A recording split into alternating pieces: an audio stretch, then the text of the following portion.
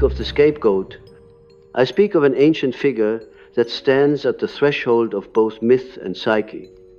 It is a figure expelled, humiliated, laden with the sins of the tribe, cast into the wilderness, so that the others might remain pure.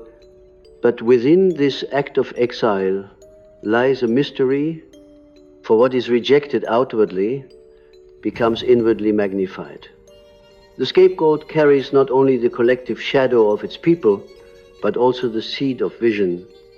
And in this paradox, the story of the empath begins. The empath is rarely born in comfort. They are not sculpted by gentle affirmations of safety, but by wounds. The wounded child, in its earliest years, becomes attuned to the slightest tremor in the atmosphere. A raised eyebrow, a slammed door, a silence heavy with unspoken rage. These are not trivialities to the child who knows they might be punished, neglected, or scapegoated. In that sensitivity, an organ of perception begins to grow. It is not physical, yet it is as real as the beating of the heart. This organ is the empathic vision, the ability to feel what is not spoken, to sense what hides beneath the surface. But let us not romanticize too quickly. The empath, at first, is not a seer, but a survivor. The child who becomes the empath learns to anticipate the storms of others so that they may find shelter, even if only in their own silence. This survival strategy, born of pain, shapes the soul's development, and yet what is born in trauma can become the foundation of transformation. It is here where the path of the scapegoat diverges. One road leads into endless self-sacrifice, the other into the vision of the seer. Imagine with me for a moment a dream. A child wanders through a forest, clutching a small lamp. Around them, shadows whisper, pointing fingers, condemning the child for sins that are not theirs. The lamp flickers, but the child refuses to extinguish it.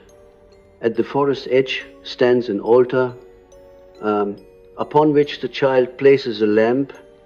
In that act, the flame grows until it lights the entire landscape. This is the symbolic journey.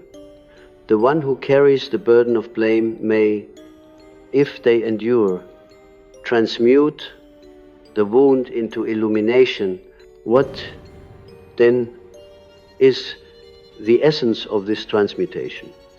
It is the recognition that the wound is not only personal but archetypal. Each empath bears not just their own suffering, but also the resonance of countless others who were unseen, unheard, and unloved. In this recognition, the empath begins to awaken to their true nature, not as a victim chained to the past, but as one who can perceive the hidden layers of the soul. This awakening is not instantaneous. It is a process, an alchemical labor, wherein leaden pain is transfigured into the gold of insight. Here lies the connection to the archetypes. The wounded child is not merely an individual figure, but a universal symbol. In mythologies across the world, we find the motif of the abandoned, neglected, or exiled child who later becomes the hero. The prophet, the healer. Think of Moses placed in the basket and left upon the Nile, or of Joseph cast into the pit by his brothers, only to rise as a dream interpreter and savior. The archetype whispers, what is rejected will one day return as redeemer. From the psychological standpoint, we must understand that the empath's sensitivity is both gift and curse. It is a gift because it allows access to the subtleties of the unconscious, both personal and collective. It is a curse because it entangles the self in the pain of others, often blurring the boundaries of where one soul ends and another begins. The empath may find themselves drowning, not in their own sorrow, but in the sorrow they have absorbed. This absorption is the echo of the scapegoat dynamic, carrying what does not belong to them.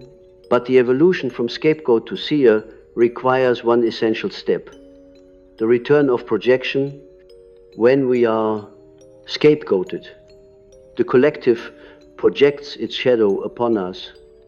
When we are empathic, we absorb the projections of individuals around us. To remain in this state is to live in exile, forever burdened by the unconsciousness of others. To transcend it is to recognize what I carry is not mine, and what is mine is far deeper than the shadows thrown upon me. This recognition is the moment the empath begins to reclaim their sovereignty. Only then can the empath become the seer who discerns truth rather than the scapegoat who suffers it unconsciously. Let me tell you of another dream, for dreams are the royal road to the unconscious. A woman dreams she is walking through a crowded marketplace. She feels overwhelmed, for every stall-keeper shouts at her, thrusting goods into her hands. She accepts everything until her arms are heavy with items she does not want. Suddenly, she realizes she has no room left for her own belongings. In despair, she drops all the goods, only to find her own small satchel waiting at her feet. When she opens it, she finds a mirror. Looking into it, she sees not her weary face, but the eyes of a child, radiant and unbroken. This dream reveals the task of the empath: to drop the burdens imposed by others and to rediscover the untouched essence within. The empath who becomes a seer does not lose their sensitivity. Rather, they refine it. They learn to differentiate between resonance and ownership. They understand that to feel another sorrow does not mean to carry it. This discernment transforms suffering into wisdom, and wisdom, once born, carries the unmistakable fragrance of the sacred. For in knowing the depths of human pain, the seer perceives the dimensions of human possibility. They become, in the truest sense, a bridge between shadow and light, between exile and belonging, between the forgotten child and the awakened soul. You see, the path of individuation often begins with exclusion. We are pushed to the margins so that we may discover the center within ourselves. The scapegoat is thrust outside the circle of acceptance, yet in that exile, they are forced into intimacy with their inner world.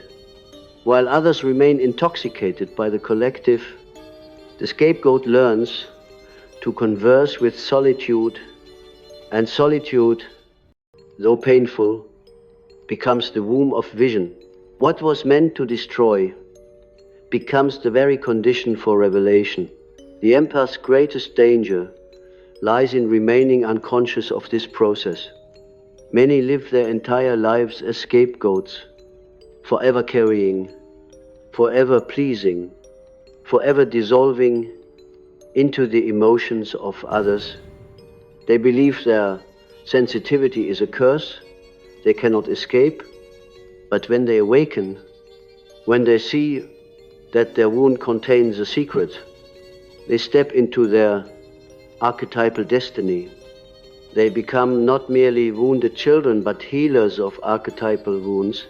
Their vision pierces through the illusions of persona, revealing the shadow, yet also pointing toward the self, the ultimate wholeness that transcends both wound and healing. Thus, the story of the empath is nothing less than a modern retelling of the myth of transformation.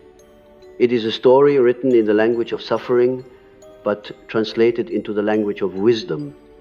It is the movement from scapegoat to seer, from exile to visionary, from wounded child to awakened soul. And each of you who carries such sensitivity is called not to remain burdened, but to discover in your burden the seed of revelation.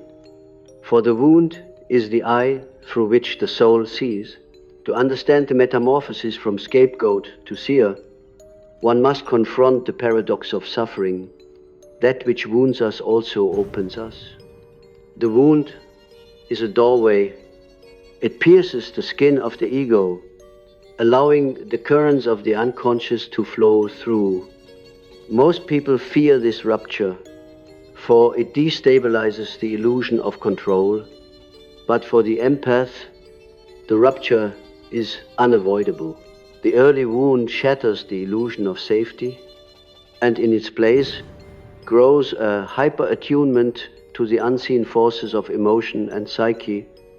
What was once a necessity for survival becomes, later in life, a path of profound insight. Consider how often the scapegoat child becomes the silent observer. In family systems, they are the one who watches while others play roles more celebrated. The golden child, the rebel, the caretaker, the scapegoat stands at the periphery, marked by difference, and in that difference learns to see, for while those in the center are blinded by the intensity of their performance, the one outside the circle perceives the whole. This is the embryonic state of the seer, the one who, because of exclusion, perceives patterns invisible to the rest. Yet, this gift is double-edged.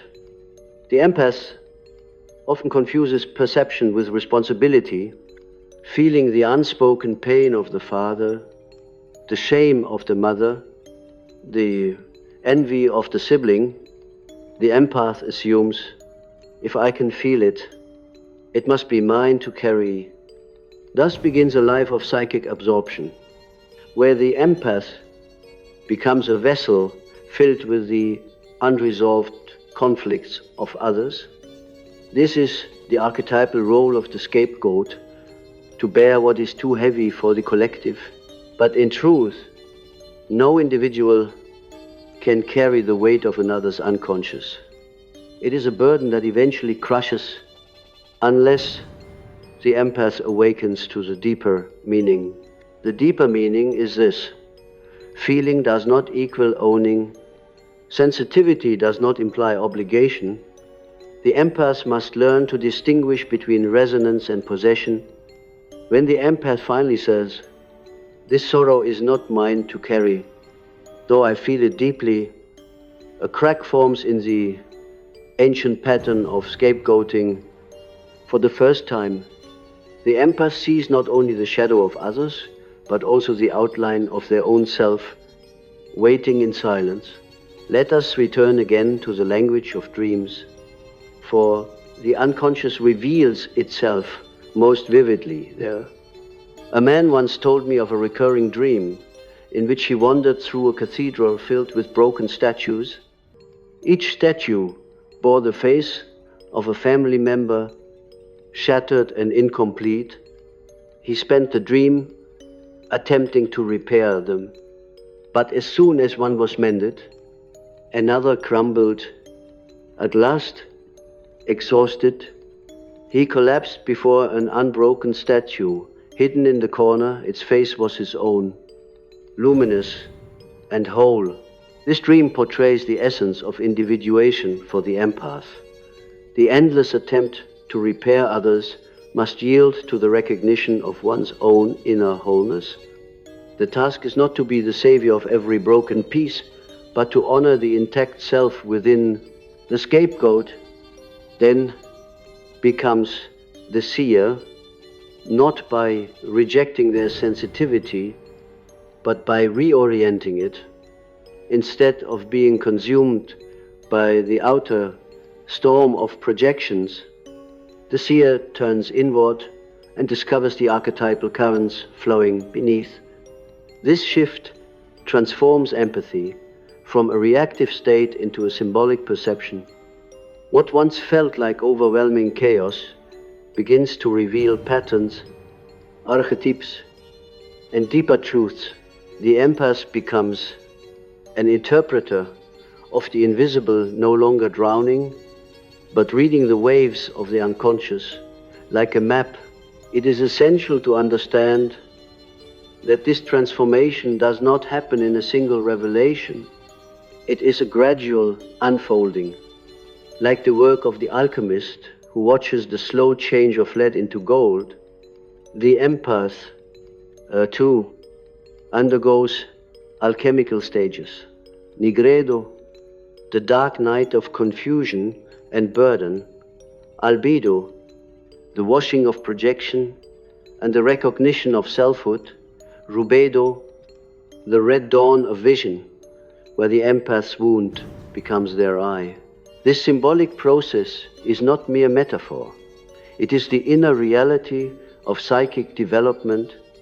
In this way, the empath, who once felt cursed, realizes they are undergoing a sacred initiation. But why does the scapegoat hold such potential for seership?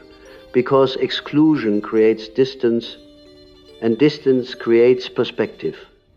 Those who live comfortably within the collective often remain unconscious of its shadow. But the scapegoat, having been thrust outside, cannot help but see. They see the hypocrisy of the mask, the cruelty of unacknowledged envy, the despair hidden beneath cheerful facades. They see what others avoid. This is the essence of prophetic vision, not clairvoyance, but the capacity to see the shadow that society denies. The prophet, like the empath, is often rejected for this very reason. They speak truths too uncomfortable for the collective to bear, and so we arrive at another paradox. The empath longs to belong, yet their gift is born of exclusion. If they were fully accepted, they would lose the vantage point that grants them vision. Thus, the task of individuation is not to erase the past wound, but to integrate it, to recognize that the very rejection that hurt them was also the condition for their awakening. The empath becomes the seer, not by denying their scapegoat past, but by transforming its meaning. What was once exile becomes initiation. At this point, many will ask, but what of love? What of intimacy?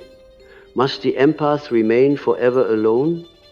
The answer lies not in abandoning connection, but in entering it with consciousness. The unconscious empath merges, dissolves, sacrifices themselves endlessly. The conscious empath discerns, perceives, and offers presence without absorption. Such presence is the purest form of love, to see another clearly without confusing them for oneself, to witness their suffering without erasing one's own essence. This is the gift of the seer, not to rescue, but to reveal. When we look to mythology, we see this truth mirrored again and again. The seer is often the one who was first outcast, Cassandra, cursed to speak truth, yet never to be believed. Tiresias, blinded yet granted inner vision. The biblical prophets, mocked and stoned, yet bearers of divine messages. The empath's journey follows this same trajectory. The very rejection that silences them in youth becomes the foundation for their voice in maturity. They learn that the wound does not silence, it refines, it teaches the language of symbol, the sensitivity to archetype, the perception of truth beneath appearances. The path is arduous. The empath must pass through despair, through the loneliness of knowing what others refuse to see. But if they persevere, they discover a profound liberation. They are no longer bound to the role of scapegoat. They step into the archetype of the seer, who bears witness not in burden but in vision. And in that moment, what once seemed like a curse reveals itself as a destiny. To trace the empath's transformation further, we must understand the psyche's demand for wholeness. The unconscious does not rest until its patterns are seen integrated, or at least acknowledged. The scapegoat is chosen precisely because the group refuses to see its shadow. By placing it upon one individual, they preserve the illusion of purity, but the unconscious does not accept such denial. What is repressed in the many reappears in the one.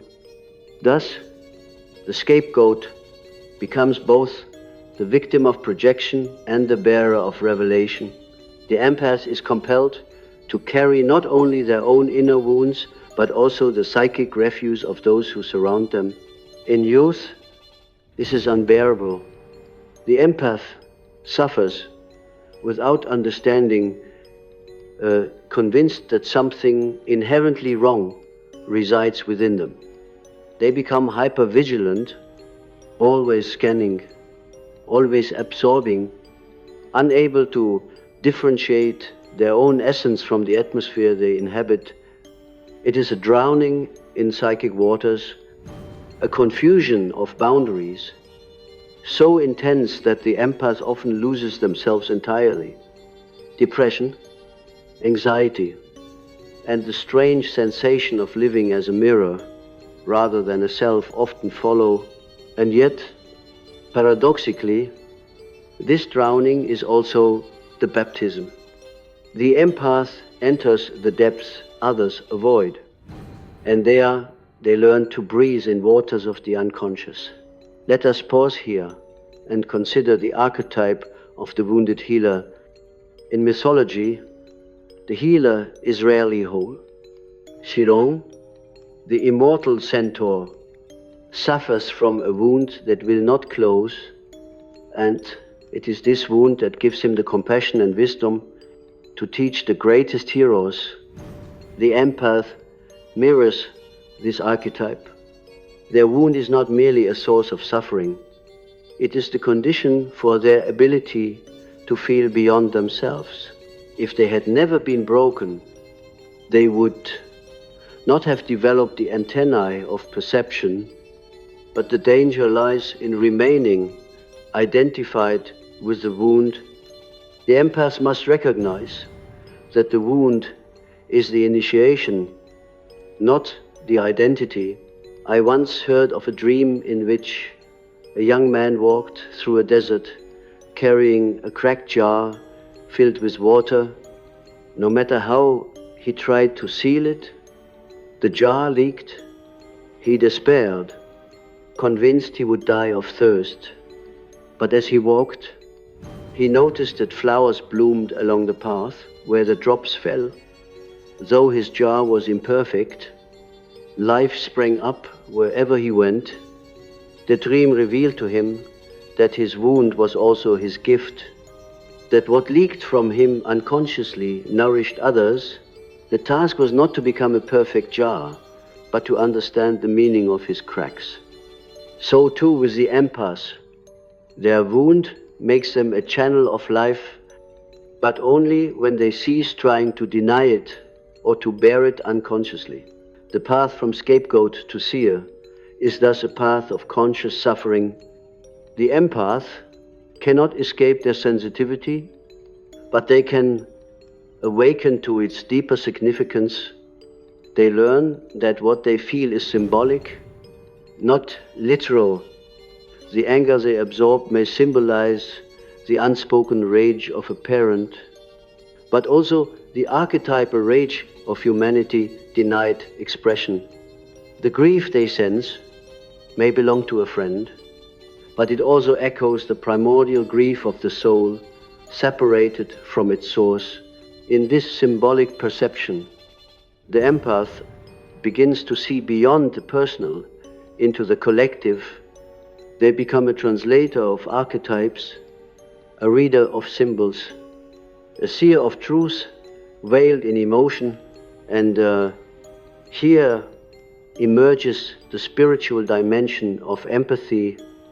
The empath who remains unconscious becomes a sponge, saturated and depleted, but the empath who awakens becomes a vessel, open yet intact, capable of containing without drowning. They learn the sacred art of presence, to feel fully without losing themselves, to witness without absorbing, to stand as mirror without becoming the reflection. In this state, empathy becomes more than survival, it becomes revelation. The seer looks into the suffering of another and perceives not only the pain, but also the archetype hidden within it. The universal drama playing itself out through the individual. In this way, the empath's vision becomes prophetic, pointing beyond the immediate to the eternal. There is, however, a necessary confrontation that every empath must endure, the confrontation with their own shadow. For too long, the scapegoated child believed themselves innocent, carrying the sins of others without recognizing the seeds of darkness within their own soul. But to remain in this innocence is to remain incomplete. The seer must see not only the shadows of others, but their own. Only then can they stand as true witnesses. For what is denied within oneself will always distort perception. If the empath clings to victimhood, they risk projecting their unacknowledged aggression outward, perpetuating the very cycle they sought to escape. To become a true seer is to say, I have carried shadows that were not mine, but I also contain shadows of my own. I am not only scapegoat, I am human, a whole, both dark and light. This is the crucible of individuation, to step beyond both innocence and blame, to embrace the totality of the self. And when the empath does this, their vision sharpens. They no longer confuse compassion with self-erasure. They no longer take responsibility for the unconsciousness of others. Instead, they stand in the center of their own being, perceiving the dance of shadow and light around them, offering insight without losing essence. This is the true emergence of the seer, whose vision is not clouded by guilt or absorption, but illuminated by integration. In myth, the prophet is often feared because they speak what others deny. So too with the awakened empath. When they speak, their words cut through illusions. They are no longer the scapegoat, silently absorbing blame, but the voice that reveals what the collective seeks to hide. This voice is unsettling, for it awakens, and awakening is rarely comfortable, yet it is necessary. The empath who becomes seer does not simply heal themselves, they become a mirror for the healing of the world. And yet, let us not forget the tenderness of this path, the transformation is not achieved by force, but by surrender, by the slow and painful process of allowing the wound to become a window. It is a path of tears, of nights spent in silence, of dreams that terrify and heal. The empaths must learn patience with themselves, for the alchemy of the soul does not occur overnight. The lead of suffering resists transmutation, but with each act of awareness, each moment of self-recognition, the process advances, until lest what was once exile becomes belonging, and what was once scapegoating becomes vision. When the scapegoat becomes the seer, a strange reversal of fate occurs. The very qualities for which they were rejected become the foundation of their wisdom. The sensitivity once mocked as weakness becomes a channel for vision. The exile once branded as shame becomes the site of revelation. It is as though the unconscious whispers to the soul, "You were never cast out by accident. You were led to the margins to find what the center has forgotten." The empath, awakening as seer, realizes that the wilderness where they wandered alone has become their sanctuary of vision. But this realization does not come without resistance. The old identity clings like a shadow. The scapegoated child within still trembles, still fears that belonging must be bought with sacrifice, still believes that to feel is to be responsible. This inner child must be met with compassion, not dismissed. The seer does not kill the scapegoat within, they embrace it. They say, "I see you. I know why you carried what was not yours. You were trying to survive, but now we live not to survive, but to see." This inner dialogue is essential, for without it, the empath risks repeating the same cycle, forever oscillating between martyrdom and awakening. The empath who becomes seer does not live without pain. On the contrary, they often feel more deeply than ever. But the difference is this: the pain no longer defines them. They are not swallowed by it, but illuminated through it. They recognize pain as a messenger, a symbol, a threshold into meaning. They know that suffering, when born consciously, is a crucible of transformation. This does not mean glorifying suffering, it means refusing to waste it. They turn wounds into wisdom, projections into perception, exile into initiation. This is the alchemy of the soul. Let us imagine one final dream, for dreams reveal what lectures cannot. A woman dreams she stands at the edge of a great sea. On her back, she carries a sack so heavy she can hardly walk. Inside are stones, each one etched with the name of someone who once wounded her, framed her, or demanded she carry their burdens. She wades into the sea, and the sack grows heavier, pulling her down. In despair, she cries out, but then she hears a voice from beneath the waves. Drop them. Trembling, she opens the sack, and the stones sink into the sea. She expects to drown, but instead she finds herself floating, buoyed by the very waters that once threatened to consume her. Looking into the horizon, she sees the sun rising, and in its reflection, she sees her own face. No longer burdened, but radiant. This dream is the culmination of the journey, the act of release that transforms the scapegoat into the seer. What then is the task of the seer in the modern world? It is not to perform miracles or to predict the future in sensational terms. The task is more profound.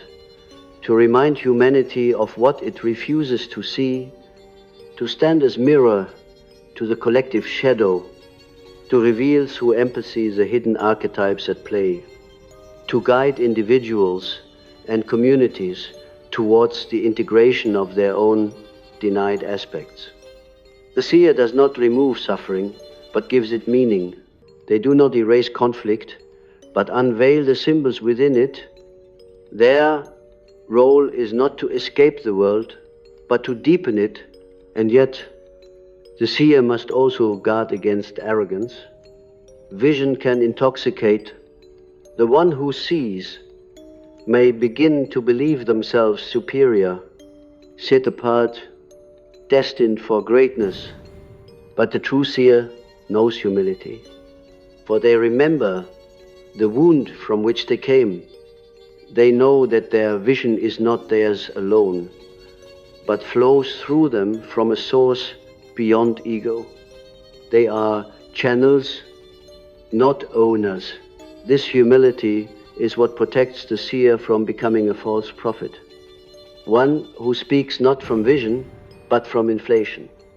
The true seer knows that they remain human, that their shadow walks with them, that their task is not perfection, but presence. As we conclude, let us recognize that the journey from scapegoat to seer is not only personal, but collective. In every society, scapegoats are created, those upon whom the group projects its fears and sins. These scapegoats, whether individuals, minorities, or outcasts, carry the shadow of the collective, but within them lies the seed of vision. History has shown that prophets, artists, and mystics often arise from the margins. Their exclusion becomes the vantage point from which they reveal truths unseen by the comfortable center. The empath story is, therefore, not just psychological, but archetypal. It is the story of humanity's recurring refusal to face its own shadow, and of the few who transform that refusal into revelation. The empath, awakening as seer, steps into this lineage. They realize they are not alone, but part of a timeless pattern. Their suffering is personal, yes, but also archetypal, and by living it consciously, by speaking it symbolically, they become healers not only of themselves but of the world. They are bridges between silence and speech, between shadow and light, between exile and belonging. They show us that what is most rejected in us may also be what is most needed. They remind us that the wound is not the end of the story, but the beginning of vision. And so I say to you, if you find yourself carrying burdens that are not yours, if you feel the unspoken pain of others, if you have been cast out, mocked, or silenced, know this, you stand on the threshold of initiation. You are being asked not to remain a scapegoat, but to awaken as a seer. Your wound is the eye through which your soul sees. Do not close it. Do not waste it. Let it become the lamp you carry into the forest, the mirror you find in your satchel, the jar whose cracks allow life to bloom. For in the end, the empath's destiny is not to be consumed by suffering, but to reveal its hidden light. And in revealing it, to awaken not only themselves, but all who are willing to see